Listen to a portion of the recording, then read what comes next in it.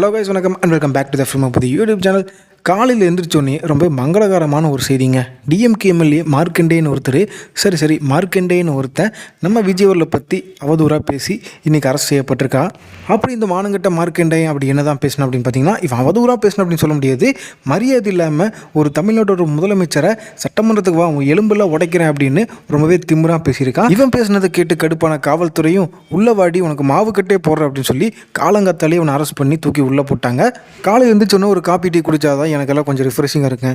ஆனால் அந்த காஃபி டீலாம் குடிக்காம இந்த மங்களகரமான செய்தியை பார்த்த உடனேயே உடம்புல அப்படி புத்துணர்ச்சி ஆயிடுச்சுங்க. உங்களுக்கும் காலையில் எழுந்திரிச்சோன்னே இந்த நியூஸை பார்த்தோன்னே புத்துணர்ச்சியாக இருந்துச்சா இல்லையா அப்படின்றத கமெண்ட்டில் சொல்லுங்கள். சரி, இப்போ கண்டென்ட்டுக்குள்ளே போயிடுவோம்.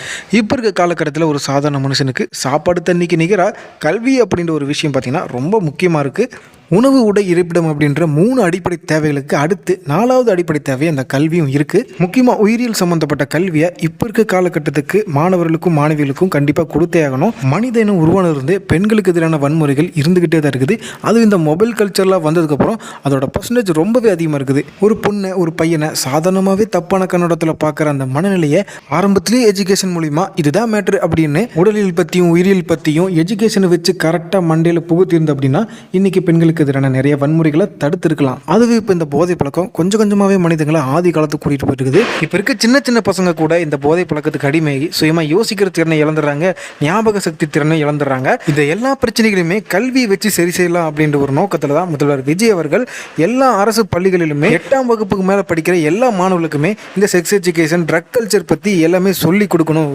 இதை செஞ்சால் அது நடக்கும், அதை செஞ்சால் இது நடக்கும்னு எல்லா மாணவர்களுக்குமே இதை பற்றின சரியான புரிதல் அவங்க டீனேஜ் வயசு தொடர்றதுக்கு முன்னாடி புரிய வைக்கணும் அப்படின்ற ஒரு நோக்கத்தில் முதல்வர் விஜய் அவர்கள் இப்படிப்பட்ட ஒரு விஷயத்தை செய்ய இருக்கிறாரு. அது மட்டும் இல்லாமல் இது சம்பந்தமாக மாணவர்களுக்குனே தனியாக ஒரு பொதுக்கூட்டத்தை போட்டு இந்த 2 டாப்பிக்கை பற்றியுமே ரொம்பவே டீட்டெயிலான எக்ஸ்பிளனேஷன் முதல்வர் விஜய் அவர்கள் கொடுக்குறாராம். முக்கியமாக பெற்றோர்களுக்கு அவங்களோட குழந்தைகளை கண்டிப்போடு கவனிக்கிறது, இது எல்லாத்தையும் பற்றியும் ஒரு டீட்டெயிலான ஒரு ஸ்பீச்சை முதல்வர் விஜய் அவர்கள் கொடுக்குறாராம்.